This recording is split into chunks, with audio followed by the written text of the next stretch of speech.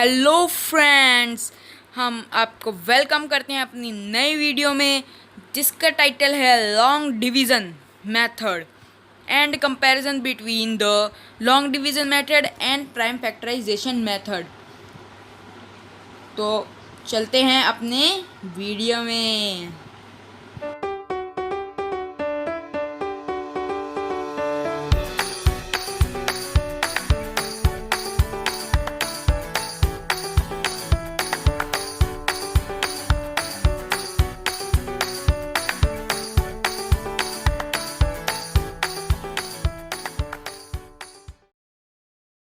अब हमें square root find करना है 3249 का।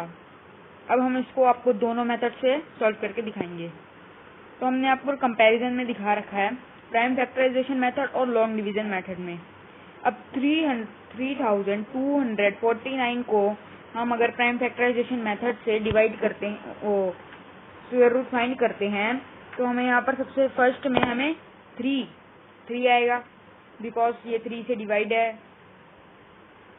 और फिर उसके बाद 1083 आ जाएगा, हम इसको 3 से डिवाइड करेंगे तो ये भी 1083 भी 3 से डिवाइड हो सकता है। तो अब आते हैं 361। अगर आपको स्क्वायर याद होंगे तो आपको पता होगा 19 स्क्वायर 361 होता है। तो इसलिए फिर हम दोबारा 19 उतारेंगे, फिर हमारा पास आंसर आ जाएगा 1। तो दैट मीन्स हमारा क्वेश्चन हो चुका है सॉल्व। अब हमारे पास आते हैं, हम लेंगे दो के जोड़े बनाएंगे 3 इंटू 3 एंड 19 इंटू 19। तो हम एक को मल्टीप्लाई कर देंगे 3 इंटू 19। 3 19 होता है 57। तो ये तो हमारे प्राइम फैक्टराइजेशन से आ गया। हमें इसमें डिवाइड करना पड़ा इसको 3 से, फिर 1083 से। अगर किसी को स्क्वायर्स ना याद हो तो बेचारा कैसे निकालेगा, उसको फिर 30 तक स्क्वायर याद करने पड़ेंगे। तो इसलिए एक शॉर्ट मेथड होता है, वो होता है लॉन्ग डिवीजन मेथड। तो लॉन्ग डिवीजन मेथड में आपको क्या करना होता है, हम जो क्वेश्चन को होता है उसको डिवाइड कर देते हैं जितने भी पार्ट्स में हो सकता है वो। जैसे हमारे पास है 49। अब 49 को हमने 2 में डिवाइड कर दिया। अगर हमारे पास कोई 3 डिजिट नंबर भी होता तो हमें यूनिट प्लेस से बार लगाना स्टार्ट करना होता है, और बार हमेशा दो डिजिट के ऊपर ही लगा सकते हैं। तो हमारे पास 2 डिजिट बच गई तो 32। अब हम देखते हैं 32 से पहले परफेक्ट स्क्वायर कौन सा आता है।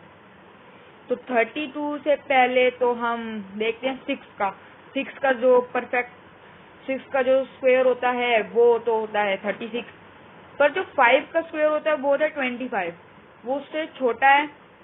अब इक्वल तो हमें नहीं मिला और 6 स्क्वायर मिला तो वो बड़ा है। तो अब हम इसके छोटे से करते हैं। तो 25, 32 माइनस 25 इज इक्वल टू 7।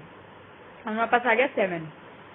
अब ये जो जहां वाला जो नंबर होता है जिससे हमें पहले करा होता है, जैसे 5 है हमारे पास, तो अब हम कर देंगे 5 का डबल या फिर इंटू 2। तो हमारे पास यहाँ पर आ जाएगा 10। अब हमारे पास आ गया 10। अब लास्ट में हमारे पास 2 डिजिट है 749। 49 ऊपर से उतारेंगे, 2 डिजिट एक साथ उतरती हैं। तो अब आप यहाँ पर देख सकते हैं 9 आ रहा है ना, 9 आ रहा है। तो मैंने आपको पहले भी प्रॉपर्टीज ऑफ परफेक्ट स्क्वायर में बताया था कि अगर 9 आ रहा है तो उसका जो स्क्वायर होगा या तो वो 7 का स्क्वायर होगा या फिर 3 का स्क्वायर होगा। तो अब हम इसको 3 का तो स्क्वायर नहीं है, 7 स्क्वायर 49 होता है, तो हम यहाँ पर 7 लिख देंगे तो 107। अब जो भी लास्ट डिजिट होती है, जैसे हमारे पास यहाँ पर 7 लास्ट डिजिट है, तो हम 7 को मल्टीप्लाई कर देंगे जो हमारे पास नंबर है। जैसे 107 को हम 7 से मल्टीप्लाई कर देंगे तो हमारे पास आंसर आ जाता है 749। अब हम 749 में से 749 को माइनस करेंगे तो हमारे पास आंसर आ जाएगा 0। अब आपको ध्यान रहे कि ऊपर क्या लिखना है। अब हमने आपको सॉल्विंग बता दिया, अब हम बताएंगे बार के ऊपर क्या लिखना है और कैसे आंसर आएगा। तो आप यहाँ पर देख रहे हैं कि 32 के ऊपर 5 लिखा है और 49 के ऊपर 7 लिखा है। 32 से पहले हमने क्या लगाया, यहाँ पर जो नंबर आया वो होता है 5, जो यूनिट डिजिट में नंबर है। यहाँ पर यूनिट डिजिट में नंबर आया तो 7, तो सबसे पहले यूनिट डिजिट में नंबर आया 5, फिर आया 7। तो ये तो था, हमने आपको बता दिया कि 2 डिजिट का। तो अब हम इसको बताएंगे 3 डिजिट का भी हो तो उसकी सॉल्विंग कैसे करते हैं। तो उसकी सॉल्विंग तो हम आपको बताएंगे square root of decimal numbers में, हम उसको दोनों से करके दिखाते हैं। चलो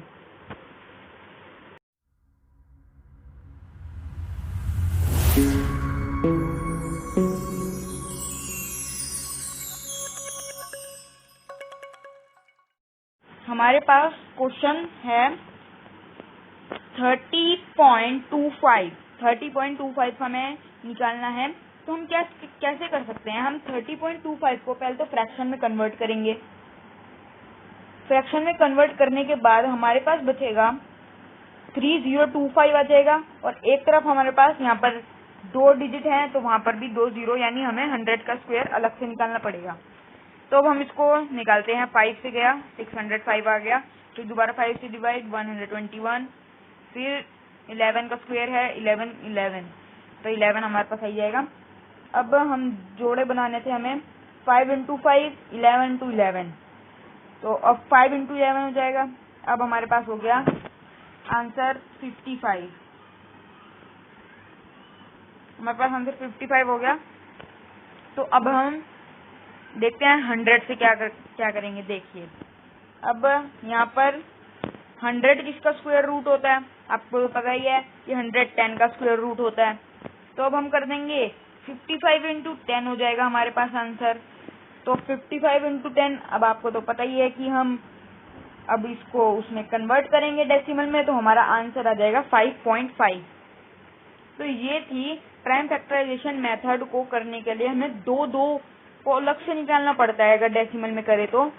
और अब हम बताएंगे लॉन्ग डिवीजन मेथड में आपको ऐसा कुछ करने की जरूरत नहीं पड़ती है, आपको एकदम आप सीधे सीधे भी निकाल सकते हैं उसका आंसर। तो अब हम देखते हैं कि उसका आंसर कैसे निकालते हैं।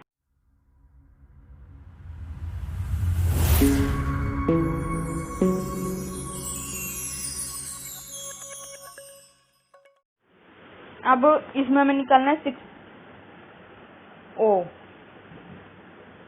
अब हमारे पास बड़ी डिजिट आ चुकी है 4316.49।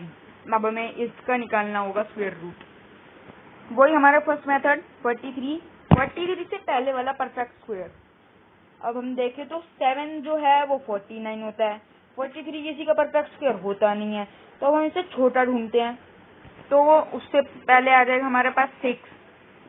अब 43 माइनस 36 इज इक्वल टू 7, ऊपर से 16 उतारेंगे 716 हो जाएगा।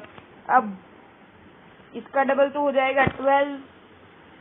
अब यहाँ पर 6 है तो 6 के लिए हम लेंगे 124 लेंगे या फिर 126 लेंगे।